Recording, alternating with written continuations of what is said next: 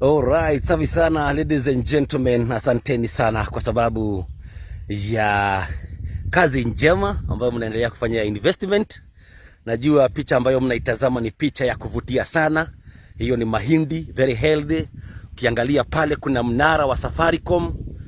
Kwa upande mwingine pia kuna mnara wa Airtel. Pale kuna minara miwili. Kuna mnara wa Safaricom na kuna mnara wa Airtel. Airtel ndio hiyo. Tena kwa upande mwingine Safaricom ndio hiyo, na mambo inakuwa barabara sana. Hii ni mahindi. Kuna mtu ambaye amejenga nyumba yake pale. Angalia mahindi tena ni tamu sana. Kwa hivyo tuendelee hivyo hivyo kufanya investment.